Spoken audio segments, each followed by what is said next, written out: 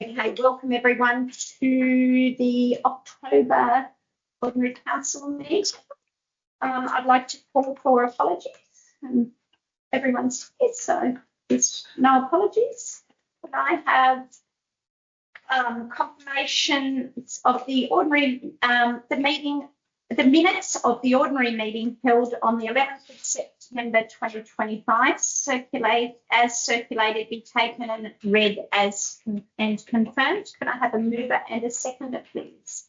Councillor Sherman and Councillor Wilmot. Those in favour say aye. Calls for declarations of interest, gifts received and conflicts of interest. Is there anyone that would like to declare interest in any of the items on the agenda today? No. So we have my mayoral minute on page 4. Has everyone read that, or do you want me to read it out? It's just, you want me to read it? Oh, sorry. So you're saying you want me to read it out. So there's been lots of people asking for donations for different things, whether it be kids for sporting events and, you know, a basket of things that they are asking for donations. So I thought I'd put it out there that for the budget for next year, if we can get people to write a letter. I know there will be things that will come up. For instance, kids that are going to different school events that they ask for donations. But if we can get the majority in, then I sort of know when I'm dishing. But I mean, it's the small amounts, of course, the big ones go. But if we can get the letters, so if anyone's involved in any, I will put that in the wider news as well. But if anyone's involved in any preschool schools or things like that, just remind people to write a letter so we can get the donations organised. And the other one was the I had a letter from Tanya Taylor, the Mayor of Willoughby, who's a sister city, just saying how we've had 30 years of great friendship and support on both ends, and they want to continue it. But they'd like to advance it, and as we've spoken about, do staff exchange instead of just student exchange. And they've got a symphony orchestra with their council, Willoughby Symphony Orchestra, and they'd like to bring it to wider. So if you can think, I didn't realise it was, what did we look it up? It's 100 pieces. 80 to 100 pieces. But they can bring a smaller version. But I thought, you know, somewhere years ago they used to have opera in the paddocks. So you could imagine up in North Star having something as a fundraiser with this orchestra. Yes, bring it to the Roxy where we've got the theatre, but something up that way. I'm sure you'd get someone from, like, buses from Moree and Gundawindi and that to go to something like that. Yeah, even the living classroom, yeah. But symphony, yeah. So that's pretty exciting. And they also want to do the artists as well come up and do the exchange. So that's pretty exciting. So the mayoral recommendation is that the information be received. So can I have a mover, or I just one? Yeah, I'm the mover, and can I have a seconder, please? Councillor Dixon. Those in favour say aye. And we will write back to them and just acknowledge we've got the letter and, yeah, work in with them. And if anyone's got any ideas for any of that, please bring them forward and we can work out some things for next year. Can I just ask about the donations program? Is it you just saying we should go out to people and invite? No, what I'm saying is they're coming in all the time. Like, people are asking for a donation for this and a donation for that, whereas we've only got a certain budget. And what I mean is, if anyone's on committees like the PNC, for instance, or PNF, whatever, yeah, to get them in Oh, Yeah, just so we can budget for it and we know what's out there. we used to do it with IGA, and it was my experience that the ones that were really organised would usually put in a pretty good, and they'd wait and they'd pick the staples. Yeah. It's a year round, I know. It's the same with the butcher, for all the businesses in town. It just makes it hard. But whereas if we've got an idea, I mean, there will be ones that come in, but if we've got an idea of what's going ahead, and there's ones that are already budgeted for every year, isn't there? That's in there.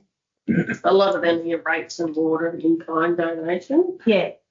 There are standing ones there, but 5 or 6 years ago, council took the stance that it was at a point where we would just give, like, there were standard donations we were giving out to community groups that didn't even request them. So we did change our policy that we don't hand out donations now until we get requests for them if they're monetary. The in-kind stuff is just a rolling thing, but if they don't ask, we don't generally give it to them. So.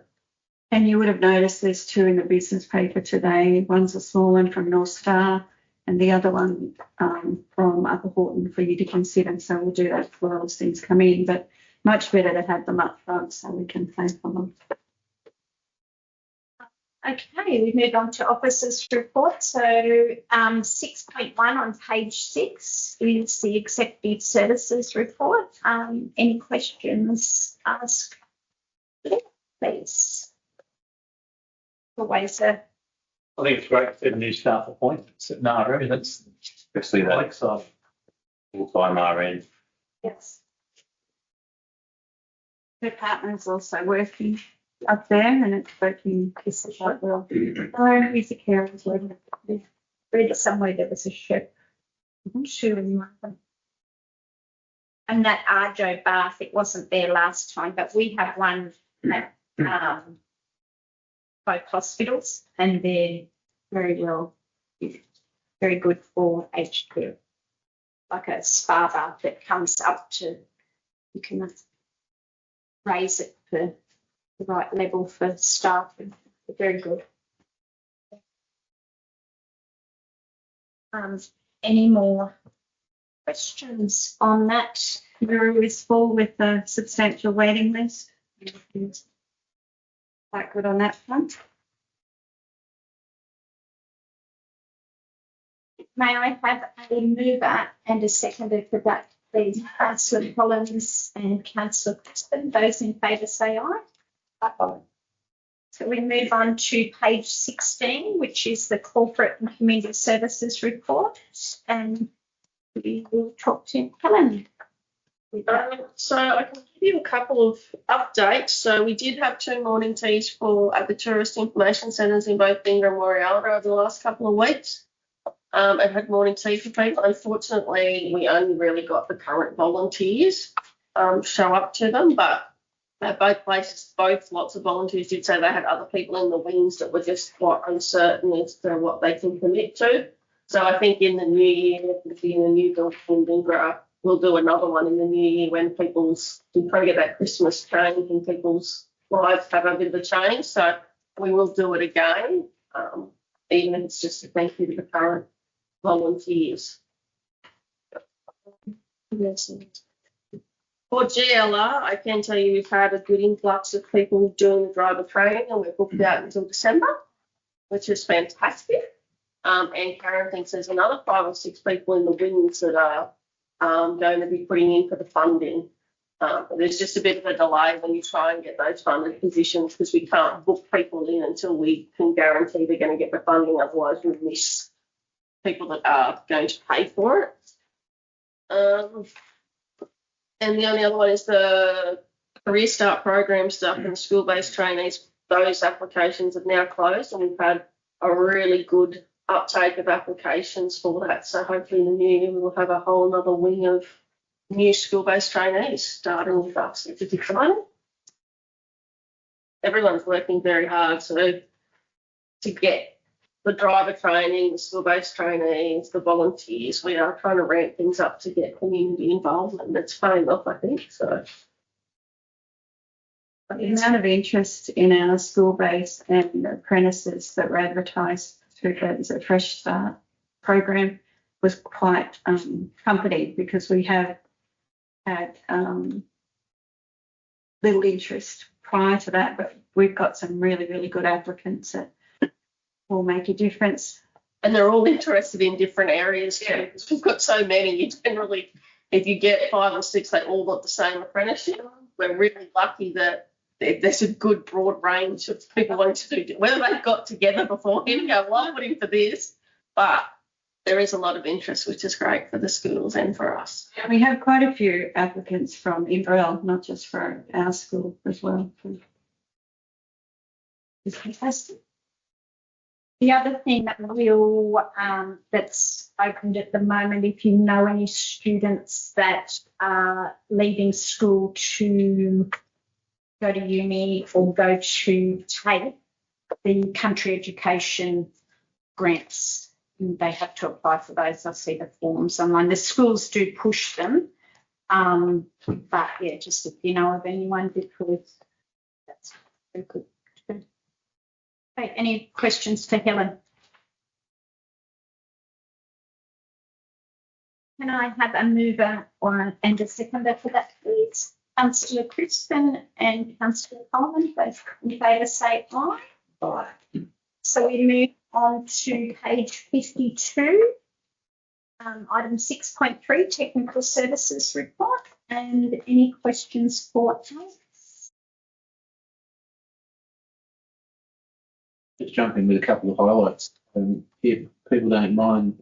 First is that after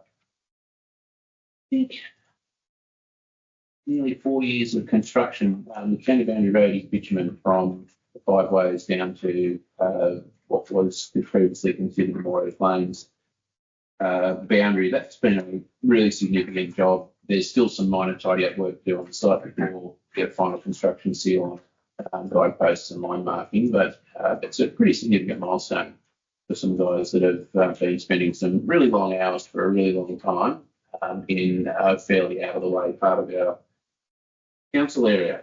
The truck wash, on page 59 there is a jar of dirty water, which I'd just like to explain what's happening there.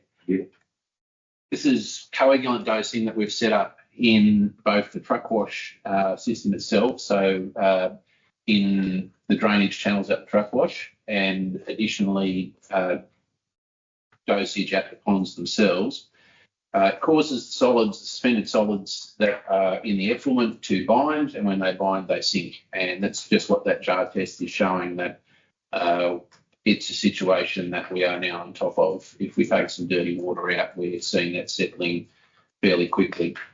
The truck wash is still only open with one bay, and the usage has dropped off considerably.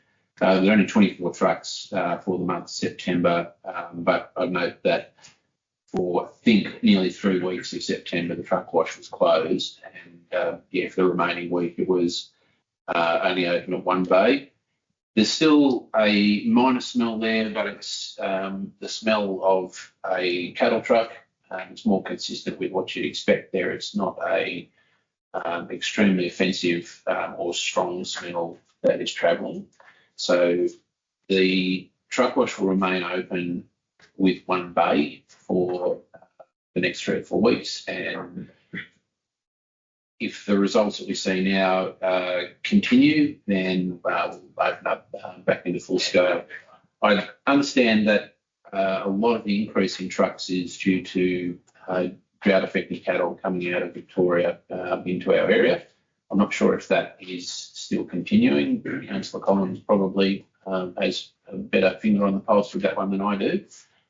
But I think we can say that we've made some very significant progress in addressing that issue, and it's a long-term fix. Happy to take questions on anything else.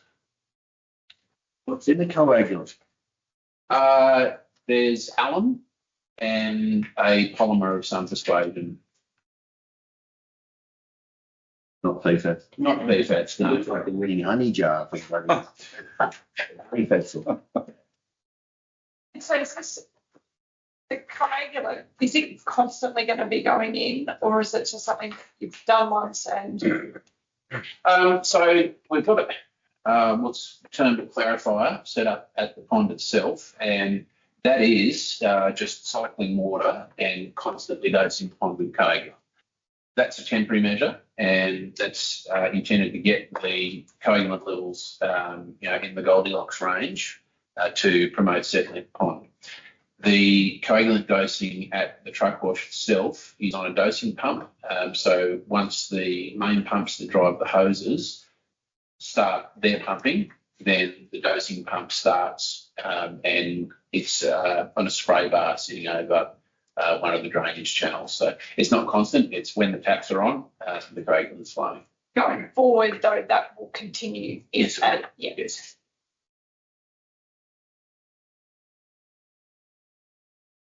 New bins look great from the streets. Yeah. Really lift the street. People just need to know how to use them and they'll be right. They look good. Is everybody across where we're at with PFAS? Does anybody require an update on that? Probably only Alex that bought the new bore. Like, where are they got you sitting with that at the moment? It's actually sitting with the driller at present. So we've progressed that far down the path where we're simply waiting on the conditions to be right for a driller to, and probably the rain we've had this week might put him back a week or so, but we are still targeting November for the test bore. That's not the bore though. It's a bore that we have to do considerable testing on across every, well, not every, but a lot of the contaminants listed in the drinking water guidelines before we can then get a licence to turn it into a production bore. We did get some pretty positive news testing the Crane Street bore, which is one of the ones that we took offline. It had a new pump put in it, and the last three tests from that particular bore have actually shown zero PFAS, and previously it was uncontaminated.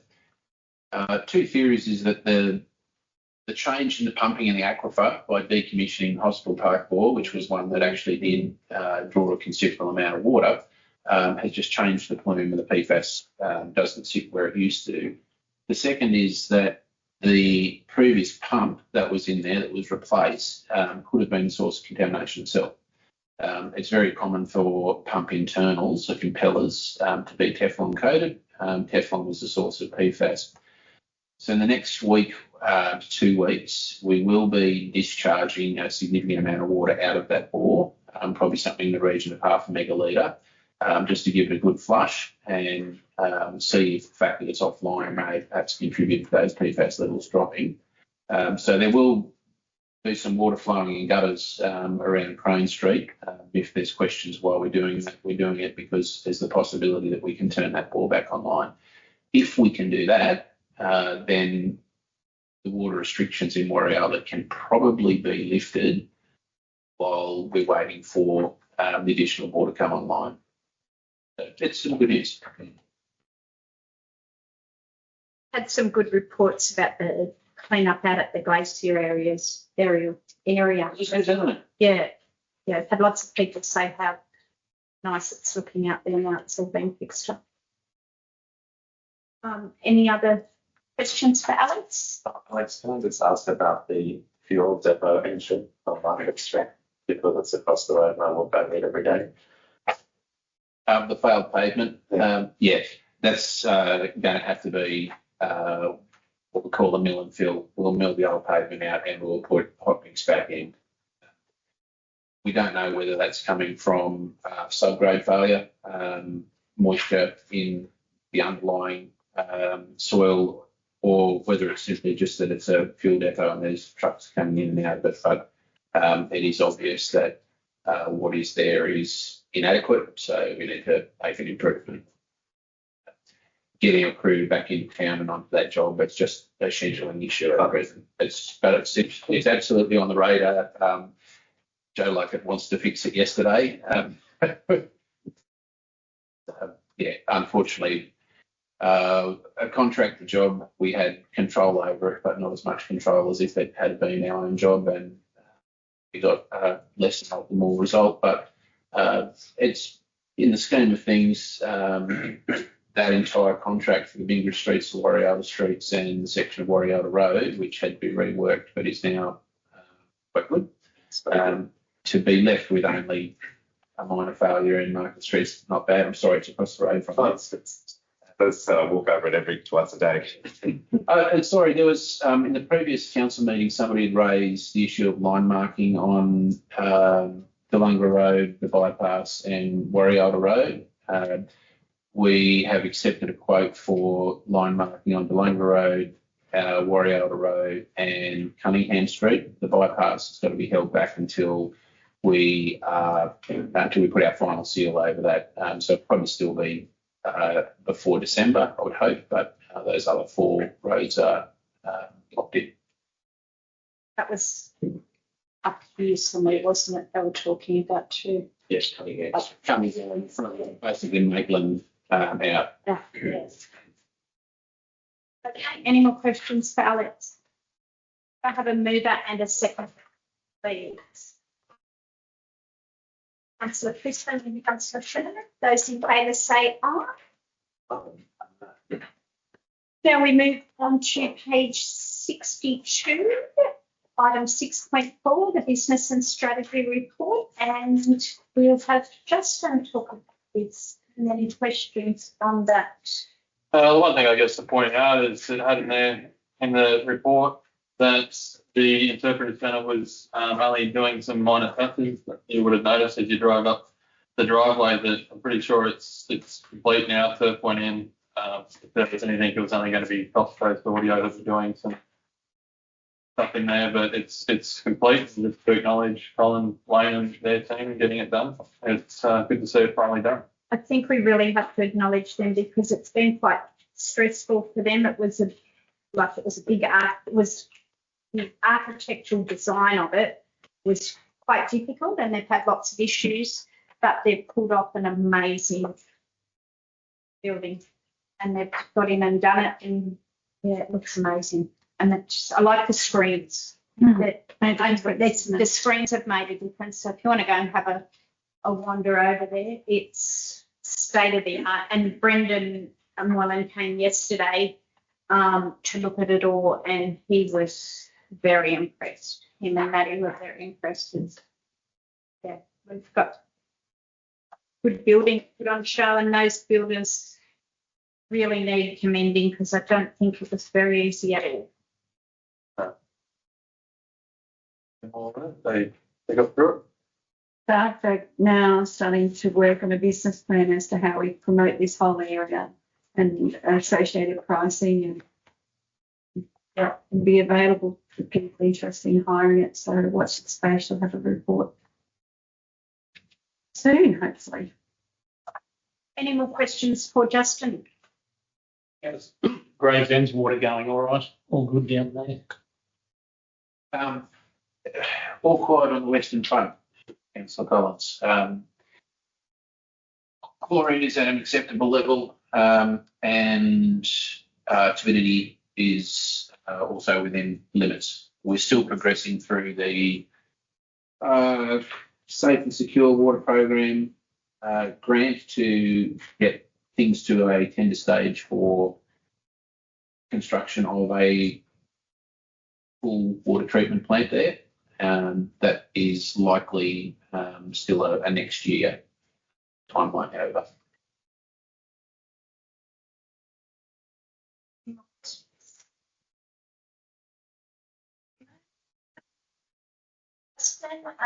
Could I have a mover and a seconder for that, please? Councillor Crump and Councillor Collins. Those in favour say aye.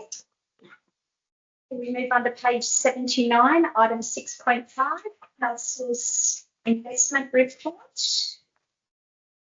Any questions for Helen? That's your standard monthly report. I do want to let council know that I sent through the submitted financial statements that we sent 10 days ago. This year we were the 12th council out of New South Wales to be submitted. So we dropped one spot from last year, which is crap, but As of yesterday, though, there were still only 38 councils submitted out of 112. So, Good on you. yeah, there wasn't a mad rush that we just scraped in. There's still a lot that haven't lodged as of yesterday. So, that, and the only other thing is you've all got the attachment from IPART for our rate peg for next year, which is pretty disappointing that it's only the 3.4 that we get. The CPI for wages hasn't been released yet though, so I would imagine it's probably going to be around there though, as it has been for the last 2 years. So that's going to have further impact on us because like last year you had 4.2% rate peg with a 3.4% wage increase. So that will have an impact on us if the wage increase is the same as our entire rates base increase. I should have just gone up to I don't know. the non-CPI's just stepped up a bit and So just another thing to look forward to when we're doing next year budgets. The rate collections are up. You can't pick it. I could be a weatherman when it comes to rates collections because you can't. You just can't. You can't pick it because that's it's higher than it was slightly than last year. So at the same point, we track that more out of interest sake to make sure that it's one of our KPIs in the statements, but we keep that in there as an interest point just so you know that we are chasing it. Anything else? Okay, the officer's recommendation is that September 2025 monthly investment and rates collection report be received. Can I have a mover and a seconder? Councillor Dixon and Councillor Coleman. Those in favour say aye. We move on to page 82, item 6.6, funding request from North Star Public School. Get Leah to talk about this. Essentially everything's in the report. This came in some time ago and then they had a rethink and they came back to council and they're requesting $2,749.99 for their cricket cage. There's some shining stars out there, potential Australian players, I'm sure, and they are seeking council support for their cricket. what's that, something you can move around, is it? So just to clarify, they're looking at the first photo and so what are the other two on the next page? Are they just options or? Page 142 and 143.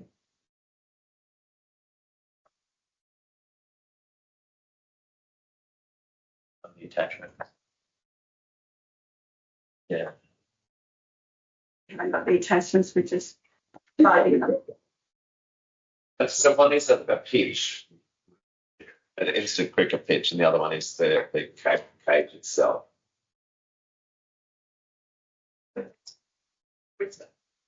The whole thing's on wheels, though. So the One's on page, one's on page. education department, they can't put any good out of that. It appears No. that they can't. Yes. Or so possibly with the Great school. I don't get pictures in pretty there. tough. So they might be putting up for the pitch, which is $1,400, and asking us for the cage. Yes. Yeah.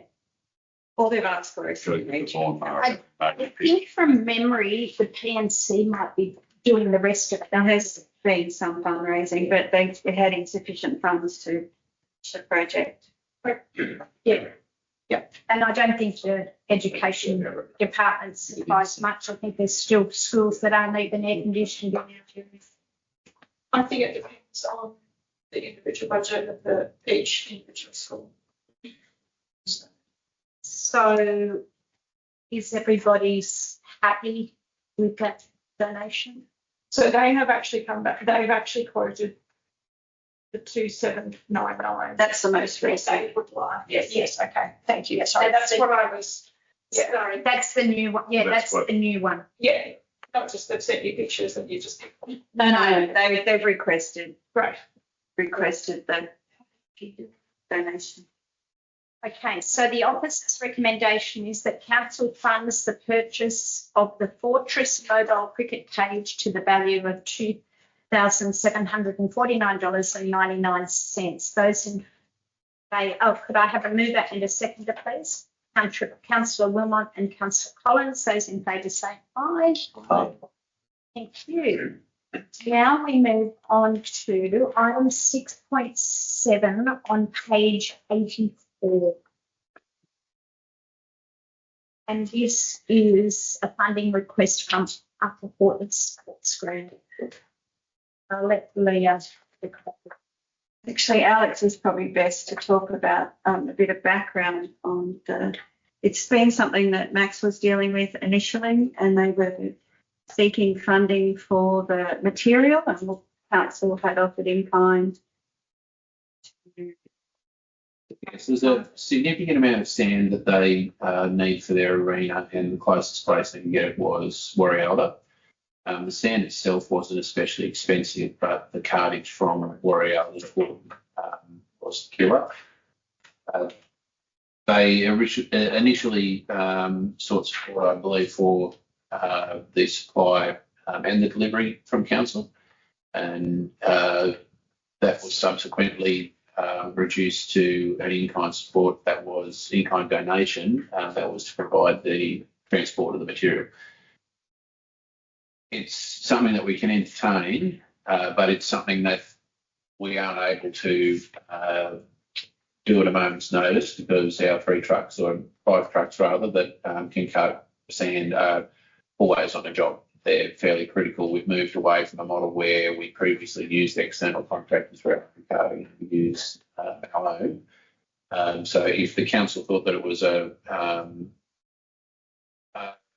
sensible donation to proceed with, it would need to be on the basis that when it was the time of suit council's activities. So they applied for funding for the cost of the material, which is $79,200, and they were unsuccessful. So now they're asking council to consider funding the material plus the transport. And to put a dollar figure on that transport, it's hard to get an exact one, but it would be between $40,000 and $60,000. How much sand do they want it? How many metres? Off the top of my head, I'm sorry, I don't know. As I said, so 60 times 20. And the thing is, with it, that was explained to me is it's getting, as we know, with all the rules and regulations, and they run the rodeo every New Year's Eve, but with rules and regulations now, BC or whatever it is getting stricter, and they have to have sand instead of the dirt. That's right, isn't it? Yeah. And it's supposed to be a step. Yeah. Yeah, and it's getting stricter and stricter, so that's why, and they want it, the Horton want to keep running it every year. It's their major fundraiser, and they get people from everywhere. But I don't know, can you do it in stages? Like, can say they, do you know what I mean? Do they need it all at once, or can you keep adding to it to make it? Somewhere on site that could be stockpiled. It's unfortunate that it's not the other way around, because we could run a backload if we were driving trucks to Horton empty, but we're typically not. It's typically the reverse. So, I mean, yes, it might be something we can chip away over time, but it'd be difficult to provide any assurance to the committee that if we're doing that, all of it would be done by a certain date. Yeah. Unless we're going to make the decision to take our trucks out of their regular roles, which I'd recommend against. Yeah, well, we've got. They're fairly well heeled, the Horton Sports Committee. Are they financial? We don't know. They haven't declared that, and we haven't asked them. But they are having fun. I know. All I know is they're having fundraisers and working bees and whatever they can do. But I don't know anything about financials. What is their annual fundraiser for exactly? To hold the rodeo every year. Just so what they make out of the rodeo every year just goes back into having another one following. And updating, like, well, they have a few things. Running the club. The club's all part of it. I think they're 2 separate entities, aren't they? But yeah, they are doing work to the arena all the time. But The yeah, attachment was the letter that said, I don't have the attachments, which I'll make sure I have next meeting. It spells out what they have over the year. There's bikes. So they Car have ride. Two camp draft Two camp weekends drafts. a year, cutting horse weekend for 4 days annually, horse challenge weekends, a pony club for the families in the community and visitors annually, polo cross weekends, ladies horsemanship clinics, and the annual Upper Horton horse sale. Can I suggest a middle ground if the view of the council is that we want to support the club, but not perhaps to the length that is being requested, is that we could deal with the sand once it was on site, get a loader on site, a grader, a water cart, and spread it at the appropriate specification.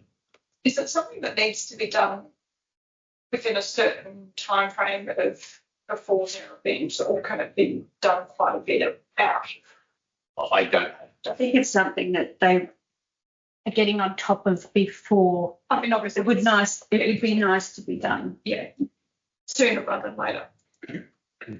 And my understanding is, I could have it wrong, is the rules are coming in, but is that right, John? The rules are coming in, but they haven't come in yet, but they want to be prepared. So I don't know whether they're asking for it for January. Well, they wouldn't be asking for it for January, or whether they're getting prepared for future Januaries.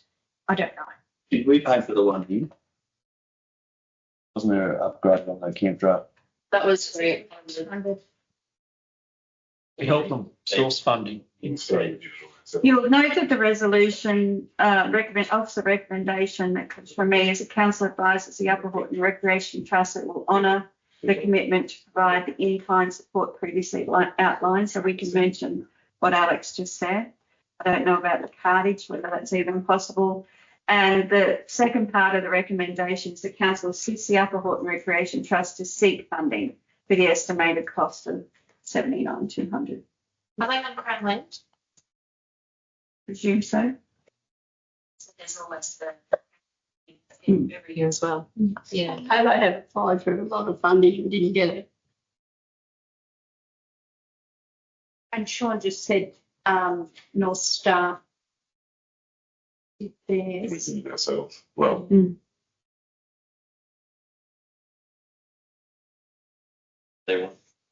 People got it all. yeah, but it's the cost of,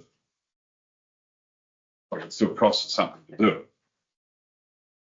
Regardless whether you, So did everyone read the officer's recommendation that the just read out? Is people happy with that? I am. You happy with the recommendation? John, please recommend. Do you want me to read it to you again? The officer's recommendation is that council advises the Upper Horton Recreation Trust that it will honour the commitment to provide the in-kind previously outlined. Further, that council assists the Upper Horton Recreation Trust to seek funding for the estimated cost of $79,200 for supply of material required for the project. What's the incline? Sorry, I don't understand. Alex, trucks. yeah, provisions, Providing trucks. which you said would be from 40 to 60,000. Yes. That's a considerable. And upsetting works Yeah. a bit. Well, we wouldn't be able to do that at the moment because you've got trucks everywhere for Don't fix road. trying to fix roads. Yes. So do we want to rework? What's everybody's thoughts? Alex, what's your? My view is that if we want to provide an in-kind contribution, we do it by dealing with the sand once it's on site, offering loaders, graders, water carts to spread it. Is that something that we could do by pulling staff away from a job for a week when they're in the Horton area? It's not a drama at all. The issue with trucks is that they support crews. So if we take the trucks away from crews, they're unable to. We're losing a whole crew. Yep. So if we wanted to stick with an in-kind donation that was the cartage, it would need to be conveyed back to the committee that it did not come with a commitment of time frame. Why don't we offer to buy the sand and they can in-kind transport it themselves? Well, the sand's That's No, the sand's only $440 a tonne, isn't it? The sand is 80,000. 80,000. So it's the same. No, that's with the freight. No, it's not. No, No, Oh, it's not. that's what I read. The sand is 26,400, and the cost of Cost of cartage transporting it's $880 a tonne. it's $80 a metre 52,000. to get it. Yeah, that's expensive a bit. But anyway, I'll just. They got blokes out there with a truck. So did you say Bingra, mother-in-law? Oh, they've been into it as well. Yeah. And that is the crash as well.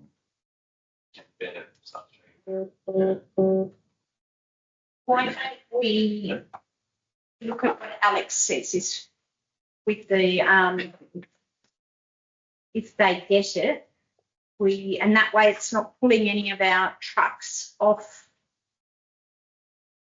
fixing roads that have a lot of flood damage and. Well, the only reason I said the sand because it might work out similar. That was all. Give an option. I don't know. Too much. I think at some point you need to be financial in your own right. I mean, they have how many events throughout the year? Yeah. At some Yeah. point, they need to take responsibility and put money aside for things like this. As hard as that is too. Yeah, we're going to have, did you say, Scott, that they want more here too? And then, so we're going to have, what do you want? So you're comfortable with Alex's suggestion? Yeah. That it's in-kind support on the ground once the sand is there at the time that is appropriate for those staff members involved to do it, the crews to do it. So I've just changed the resolution. The council advises the Upper Horton Recreation Trust that it will honour a commitment to provide in-kind support in the form of plant and operators to lay the material once on site at a mutually convenient time. And then we'll offer to help with the, to seek funding that as well. Yeah. And then we'll offer to further that council assists the Upper Horton Recreation Trust to seek funding for the estimated cost. Does council have a grants officer that's their job? Each section writes their own, don't they? Most of those committees are far more likely to get funding without council involvement than council getting it. We miss out on so much because we're local government. Community groups have got like the Crown Lands and all that sort of stuff. They're far more likely to get it as an independent request than. It's all been very successful in the past and they're getting grants. Yes. That was all the recommendation. We've got about 8 of these throughout the Shire, so each times Yeah. 8 is $650,000. Yeah. If we do it for One we've One.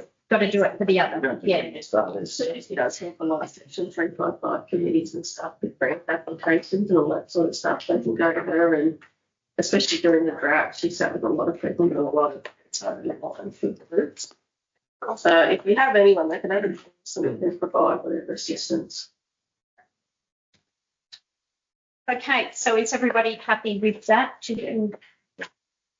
Yes, the council advises the Upper Horton Recreation Trust that it will provide in-kind support in the form of plant and operators once the material's on site, and this work to be undertaken at a mutually convenient time. Further, the council assists the Upper Horton Recreation Trust to seek funding for the estimated cost of $79,200 for supply of material required for the project. Could I have a mover and a seconder, Councillor Coleman and Councillor Collins? Oh, yeah. Councillor Collins, those in favour say aye. so, Who was the mover? Councillor Coleman and Councillor. no. Councillor Bishop. Oh, Then Councillor Tom. He stood up, so you better. I thought you were refraining from voting and leaving the room, mate. Rob read me about my ute out there. I don't know if it's in the way or something. Are you parked in a no parking zone? Are you parking behind the tractor? I might be, but I couldn't tell you. Right. Okay, those in favour say aye. All Thank you. Okay, we'll move on to page 86, item 6.8, Country Mayors Association report labelled PFAS contamination in waterways and drinking water supplies throughout New South Wales. This was just provided for your information. And because Alex is featuring and the mayor. And the officer's recommendation is that the information be noted. Could I have a mover, please, councillor Fisher? And a seconder, councillor Cobb. Those in favour say aye. Thank you. Okay, move on to page 88, item 6.9, a first fresh start funding. What page is it for those with attachments? Attachment 3. 488. Sorry, guys. Right. 402 Yeah, just throw it out, way up. page. yeah. That's 402. What you say? Yeah, 402. 402. Essentially, this is a double up because I got excited and put in its very own report, but it's part of Helen's report as well. So Yes. just making sure you really know how fabulous the Fresh Start program is. Okay, the officer's recommendation is that the information be noted. Could I have a mover and a seconder for that, please? Councillor Warmont and Councillor Sherman, those in favour say aye. Right, we move on to page 90, item 6.10, review of risk management framework. Yeah, so brought to my attention this needs to come across the current council. It was adopted about a month out before the elections, 2 months, sorry. So it's eluded me, but the attachment is there for the current risk management framework. And in there is outlined for our appetite and tolerances to the risk categories that are in there. So I've put it forward for either re-adoption if you are happy with it in its current form, if there wishes to be further changes, then I'd probably recommend to do a workshop on it instead. Or if there's any minor proposed changes, we could probably do that now as well.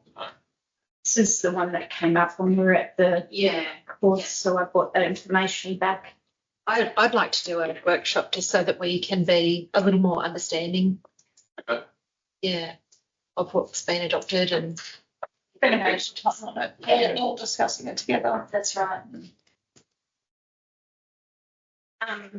So is everyone happy maybe with that workshop if we do it in the new year, because like the boys are busy with harvest and like running out of time this year? Does that suit? Yeah. So the officer recommendation already mentions the council workshop. Do you want me to put something about timing there, or just noted that? Are we allowed to have the second workshop on some things? Yes. There you are. Yeah, because it's under workshop. Yeah. Okay, so is everyone happy if we do that in the new year and then we can work it in with the calendars? Because I think there's a fair bit going on with harvest. And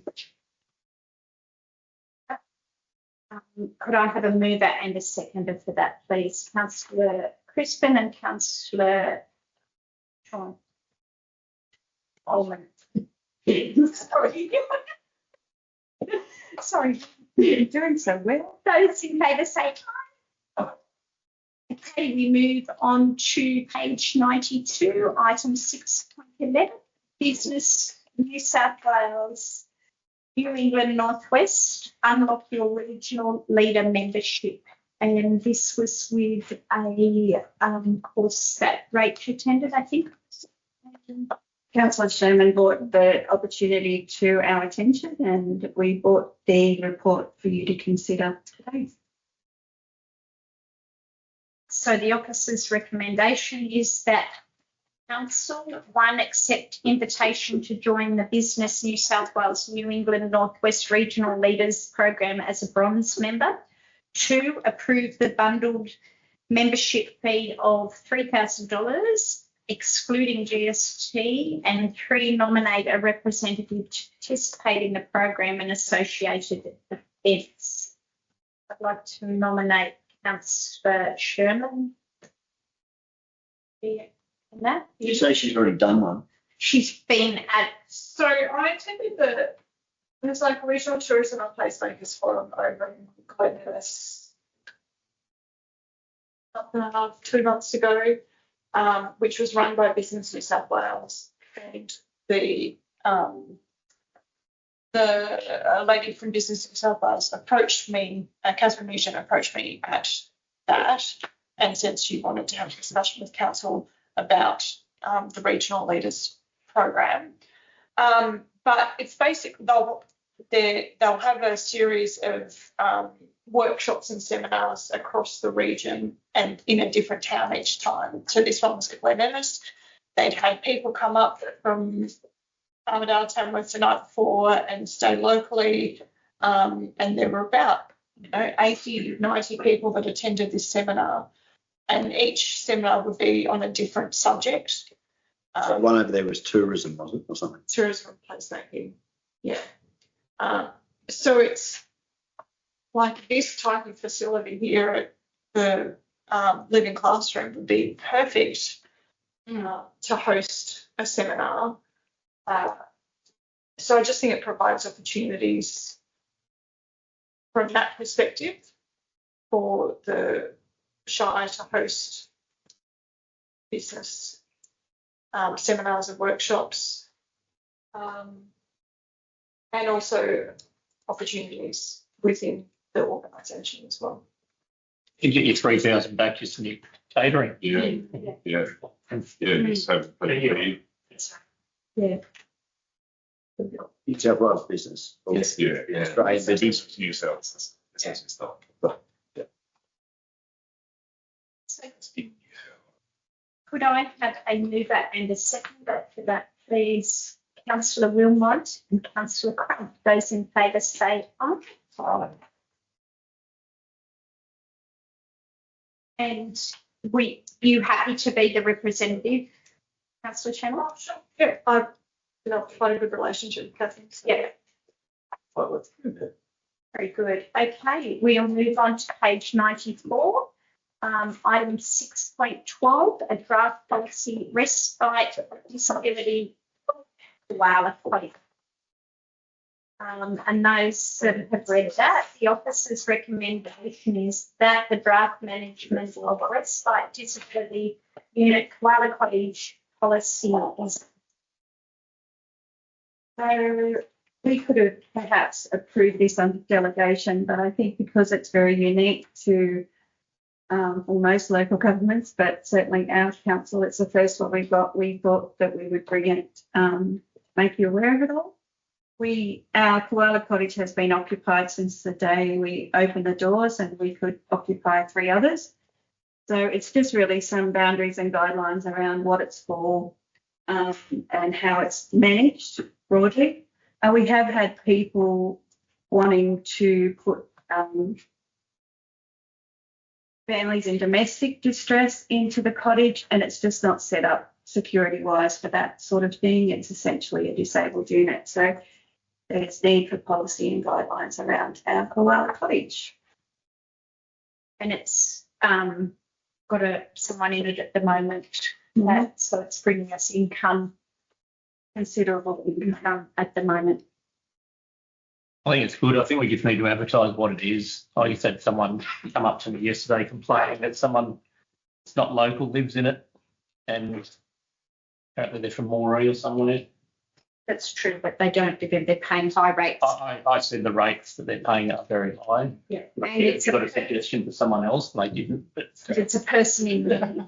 It's actually a person in need, high need that's in there. I totally agree, but this lady knew better than I did, and she just, I think we should advertise what it is and what it's used for. It's like a lot of people around. Her impression was there should be some local person that doesn't have disability that, needs somewhere to live. So maybe she's not under the understanding that it's for people with disability. We will definitely advertise what it is. Is there like someone who lives with them or? 24-hour care. It's a company, a disability services company that have hired the building, and they have, this person was very unique. It was an emergency thing, and they pay a very good rate. And we were unable to furnish it once it was built. We didn't have the budget, so we will now be able to furnish it when this gentleman leaves. He's getting a purpose-built building built in Moree, and at the time of occupation, there was nobody in the community that needed it. 3 weeks later, there was, and our local medical service providers were very unhappy, but you can't kick someone out. No. So, You've got no argument from me. This person just, we just need to educate people what it is and what the purpose of it is. And whether or not they read that education is another thing. Well, that's 99%.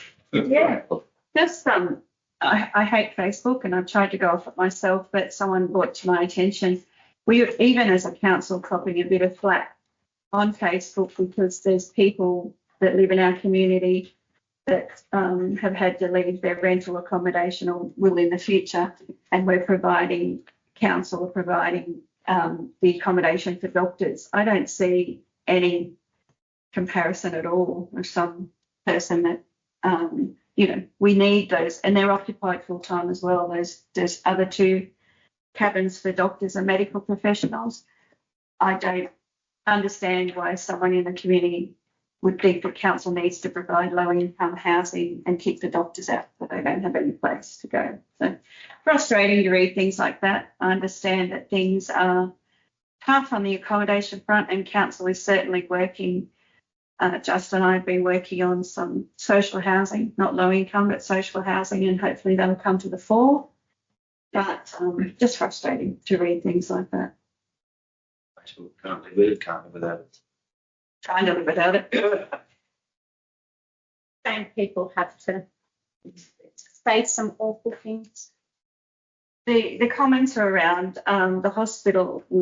I think they're getting 5 families coming to work, women working in the hospital, and the comments are around why are we housing those people as well, trying to find houses for them when there's people in our community that don't have housing. So there's a desperate need. It's not necessarily providing, the health service has been asked to provide.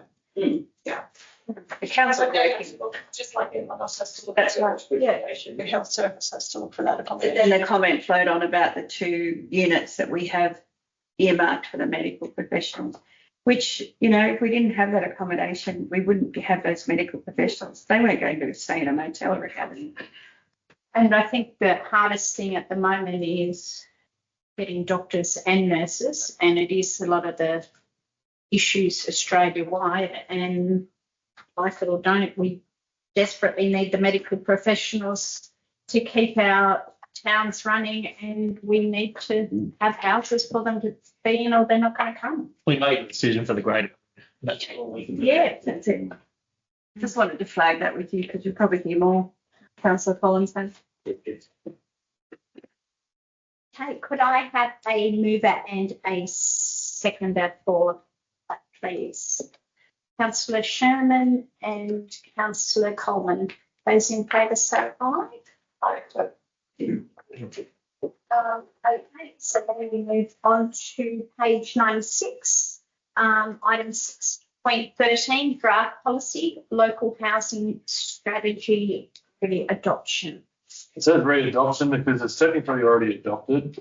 It was over multiple resolutions though when we did the planning workshop back in March with that. for administrative purposes, when I lodge it to the Department of Planning, Housing, Infrastructure for approval, which will then help when people want to do things that work towards our local housing strategy, like rezoning and the likes. It's just to consolidate, so it's all in one resolution. It's easy to hand it over, and it's not likely to come back. And the other thing too was that it was on exhibition, but it didn't go to the State Department. So I'm going to put it back on exhibition and get their comment, which I also need. So it's more a admin burden than anything. And if there are no submissions of opposition to the local housing strategy, which hasn't been the last 2 times it's gone up, we'll submit it straight to the Department for approval. So I've got a question about this because the same person, this is what she was talking about, I'm assuming. She said we were voting on this today. Yeah, we received an email about it this morning. Yeah. It's low cost housing or something right next to her. Yeah. She reckoned there's 7 people surrounding it. This doesn't word as it's Department of Housing or anything like that. No. No, this is a study that was supported by the Housing Needs Assessment.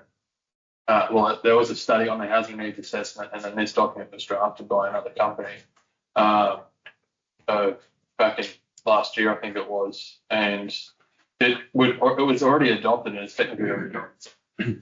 This is just about ways that some actions we can do to help with housing in Gwydir, and you use that then to support any LEP changes or any other changes that. Do we build the houses, or we're selling the land, or someone else is building the houses, or?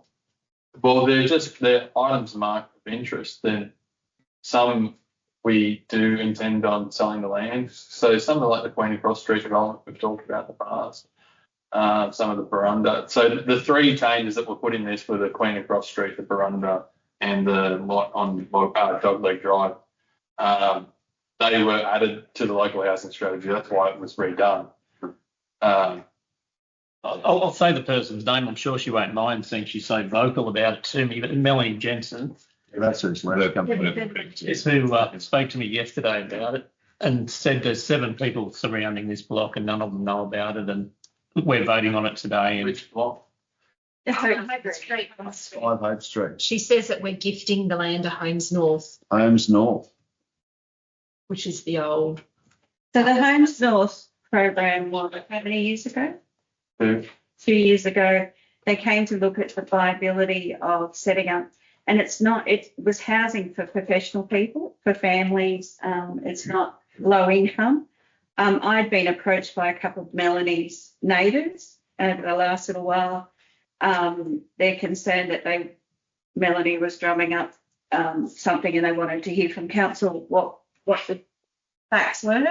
The facts are there is a block of land that's been targeted for social housing, not low income housing, and council is progressing that, as well as Barunda, as well as Queen Street, as well as behind Nauru, looking at housing options for people. And the community would have been consulted when the original plan was done, but nothing more has happened. It's just one of many development areas. I just wanted to get it straight because one of the other neighbours rang me up and they have no problems with it, but they were sort of worried about what she was telling them. That's all. Yeah. So when they came to the Homes North came to us 2 years ago or 3 years, whenever it was, they came with a plan that you'd want in any town. Like, it was beautiful. I've actually got a drawing of it at home, so I'll try and bring it to the next meeting, just to show you, because it was really nice, really well done. How about you wait until we go down that road? Homes North at that point in time didn't progress with Warialda, which was quite devastating for our housing supply. They didn't see it viable, so all we have done is reconnect. Justin has reconnected with Homes North and said our community is crying out for accommodation, and it's the people that are working as professionals in our community, they're having to live in Inverell or other places and drive to Warialda. That's what that accommodation was targeted for. Certainly not as the hype has been drummed up in the community. Oh, well, I said we've got elderly people living in units next to it. It's not as if we're going to turn it into commune or anything. Yeah, that's right. Yeah, no, what I was trying to say was they're good houses and it's but nothing ever happened. They fell off the radars. Jay Brennan is doing a Homes North development in Tamworth at the moment, and it's very lovely. And it's a dreadful shame that, we could have had them built by now if it had progressed, but nothing more has happened. And I wish people would get facts from the people in the cause distress. She asked me if the meeting's open to the public. I said, you're more than welcome to come and probably give us a bit of notice to ask any questions you've got in regards to it, but there's not even any DAs or anything, so it's not if you've got. Should that then be updated in the housing strategy document then? That's the status of it, that it's not, because that's It's not about a specific project in there. It should be about what the intention is for the land. And yeah, I potentially can. One change I do want to make strategy, is when there's reference to zoning, potential change of zoning to R5. I didn't put in RU4 as an option, and I need to put in RU4, which is your small lot primary production. So I think that would be a better zoning than R5 for a lot of our land, which is large lot residential. Sorry to get sidetracked, I just forgot to mention that. But when they go on public exhibition, I'll suggest that they go and read it. I'll probably get it up next week. I think there were only 3 submissions last time it was on display. And a response. I'm happy to respond.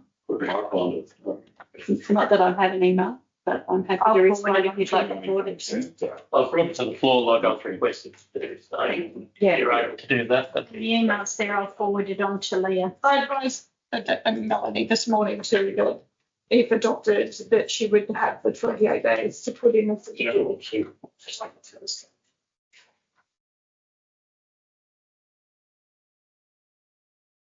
Okay, so the officer's recommendation is that council readopt the Wider Shire local housing strategy. Further, that the draft local housing strategy on public exhibition for a period of 28 days. Further, that further report will be provided to council only if submissions are received during exhibition. If no submissions are received, the local housing strategy be adopted and submitted to the New South Wales Department of Planning, Housing and Infrastructure without further reporting to council. Could I have a mover and a seconder, please? Councillor Collins and Councillor Pratt. Those in favour say yes. Do we need to make provision for you to put RU4 into there before we adopt it, or? There is reference to R5. So it also put RU4. What's the difference between those two? The potential use, R5 is quite restricted because it's residential, where most of our shire is rural classified. So it just opens up, but it's targeted at small primary production rather than residential, where you can't. Yeah, it's more limited out of town on those R5 blocks than it is in town. For what you can develop, which doesn't make sense to me. It's only an option to explore. If we were to do a rezoning, it still has to go through a planning agreement, which goes through council, which goes to the department. So, yeah. Okay, so we'll add that to it. Mm-hmm. So do you want that read out again, or it's added to it? Okay, could I have you've got that? I've got that. Excellent. Those in favour say aye. Great. Okay. We move on to page 98. Item 6.14, dissolution of Warriata Tourism Section 355 Committee, and Justin will explain it. Yeah, so after we did the service review for Section 355s, we've appointed Mel to start getting things together pretty much in that space. This committee doesn't operate at all. It is the functions that were proposed for them to do, like I think it was the Honey Festival and things like that, is all done in house and council. It is just you have to adopt them by council recommendation, so we'll dissolve it the same way. There'll probably be more like these that no longer are active. Yes. Yeah, pretty much. So the officer's recommendation is that council formally dissolve the Warialda Tourism Committee as a section 355 committee of the council. But I have a mover and a second. Thanks, Councillor Bishton and Councillor Wilmot. Those in favour say aye. Well, Thank you. Now we'll move on to councillors' reports and anyone that takes one in this, and then we'll do councillors' report in confidential as well. So we'll move along the room, starting with Sean. I've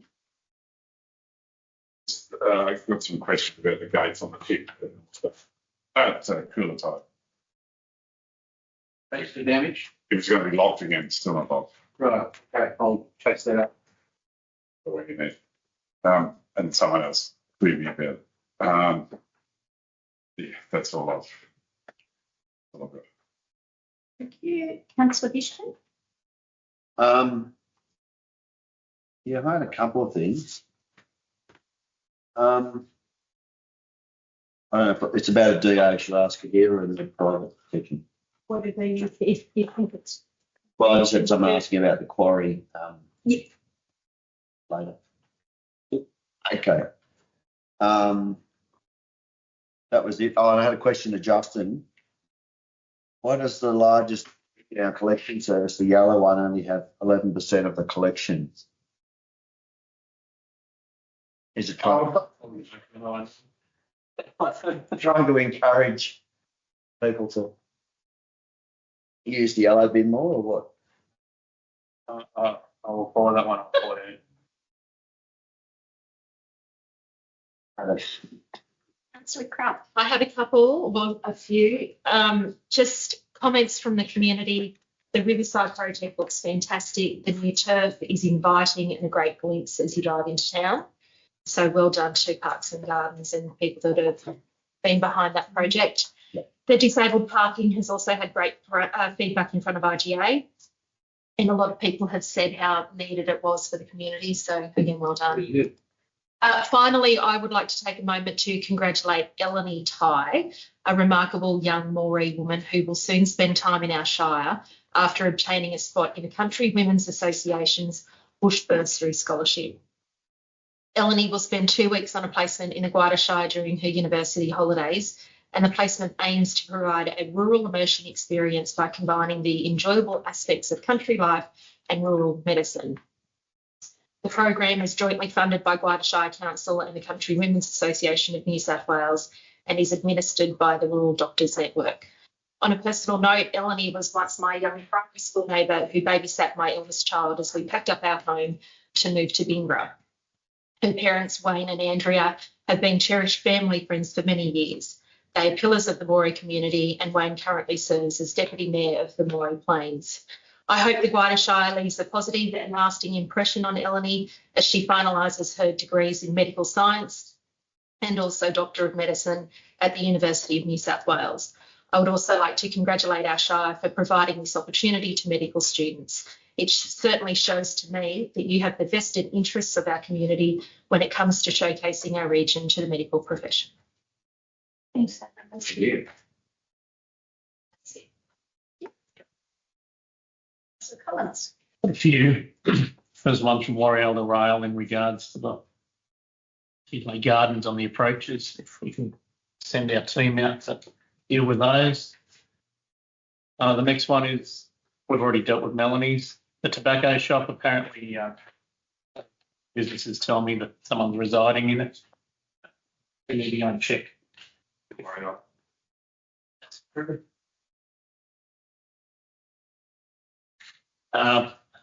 Koala Park, they've asked if they have any chance of watering at any stage during the week. They've been told they can't water anymore due to our water restrictions. That's incorrect. There is a timer set up at Koala Park that turns on for the whole 2 hours that water restrictions are lifted. Yep. And they simply have to plug their bayonets into existing infrastructure or run hoses and sprinklers, and they will water between 8 and 10. Coolatai, our friend at Coolatai had a couple of people. I was up there the other day for lunch and they were complaining about the yard again. Yeah, he was actually carting screen doors from the tip past the pub while I was sitting there. So I went through on last Thursday on my way to Brisbane and he was coming back with the wheelbarrow full of stuff. I do know that there has been notices sent out and process is in motion. Probably close to doing another cleanup. Breaking the tip. We'll just ask, is he paying the bills for the cleanup? I will follow that one up, but Give him a volunteer job at the tip and just play with it there. with the gate. It's awfully hot to be pushing that wheelbarrow full of stuff backwards and forwards. Anyway, it's on our radar and done as I've been asked to do. I've already sent in some pictures made in regards to the Mount Mitchell slab. Had a couple of bus drivers. It's been. That's been fixed. Been fixed. Yes. I haven't been out there, so excellent. Thank you very much for that. In terms of Trevellyn Road, we're talking about that later, are we? Yes. Yeah, so I won't bring that up. And the last one is land care. I went to the land care meeting yesterday.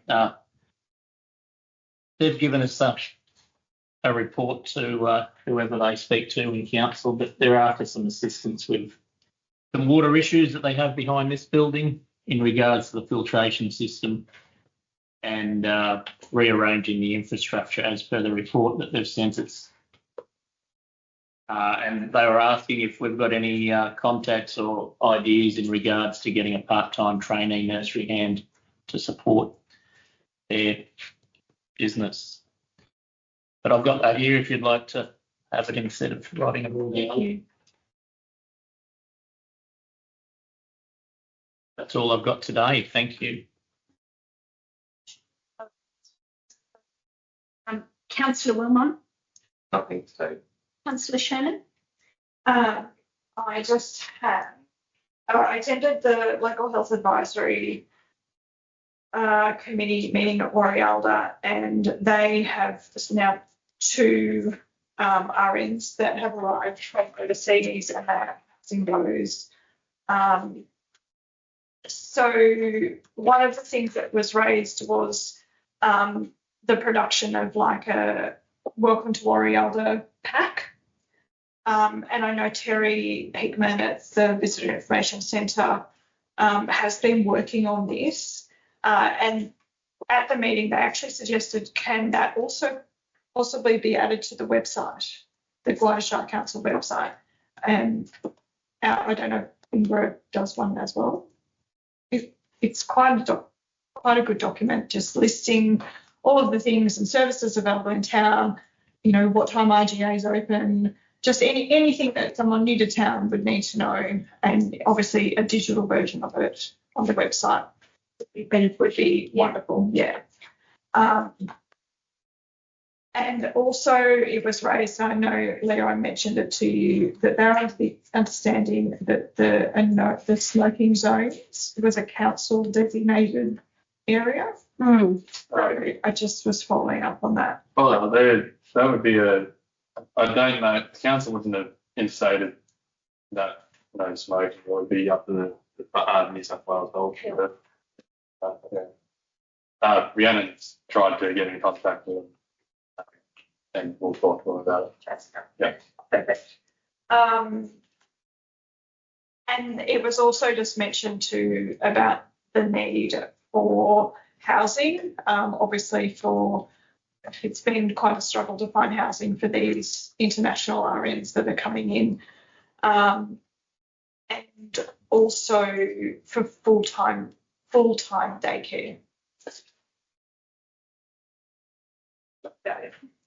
I think with the daycare, I was looking at the daycare numbers in the minutes, and I do know that this Warialdas isn't using it as much as this. They can't get full-time. Yeah. And they're not able to get the kids down to Bingo on the other days, or not able to get place at Bingo. So that's the issue. Like, I think just the demographics at the moment need a full-time care rather than just 2 days a week. So they're not utilising the service in Morialda because it doesn't suit their needs. So they're having, like, I know some people are having to take children to Inverell. So getting up early, taking kids to Inverell. Yeah. So, yeah. And it's an amazing service that the council provides, and it would just be even more amazing if it was expanded to full-time. But it is extremely hard because I know in the formal council we looked at opening a full-time daycare centre and it wasn't feasible. We worked with Inverell daycare centre, and that wasn't feasible, and that came through Chamber of Commerce. Yeah. And that just Inverell daycare said no, and then the other option that White Shy put up was they didn't subsidise. They were doing the course for free for childcare to get a certificate in childcare, and then the second one was that we were going to help anybody that wanted to open up a daycare in their house, and we got no takers. Yeah. So I understand that, and I think we've done so much on the cards. If we can just make it known to anyone that might be interested in doing family daycare out of, as their own business, that they would be supported in any which way. Yeah. What happened to the daycare? Last year it was mentioned there was a daycare provider looking at Morialda. Yeah, the Morialda declined. So that was through the preschool. And the preschool actually said no, it's not. Yeah, that's what I thought it was. Yeah. Yep. And that's when this next one went into place, where we had 3 days, 1 week, 3 and 2, and then opposite. Yeah. Wasn't there another provider also interested though? Yeah, but that's what happened. We're going to do it at Morialda and Vingra, and Morialda declined. They needed both Morialda and Vingra to be viable, and they were going to work with Morialda Preschool, and the committee declined. Maybe when the second preschool opens, there will be an opportunity to revisit the communities. I think we've missed our opportunity, but there could be others. There could be, but they did when they Morialda declined. I think they've gone on to others. They've opened quite a few.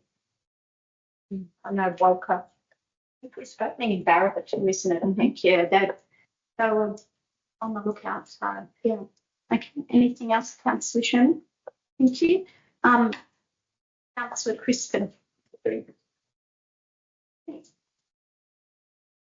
It is recommended that the council resolve to committee of the whole with the press and public excluded to allow consideration of the listed items as provided for under section 10A 2A of the Local Government Act 1993 on the grounds the report contains personal matters concerning particular individuals.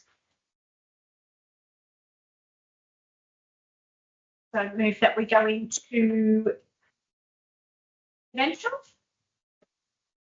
Second that.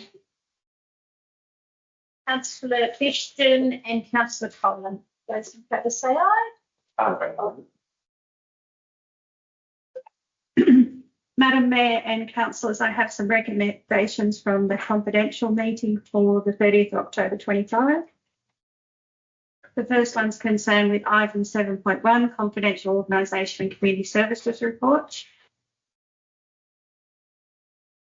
The recommendation there is that the report be received.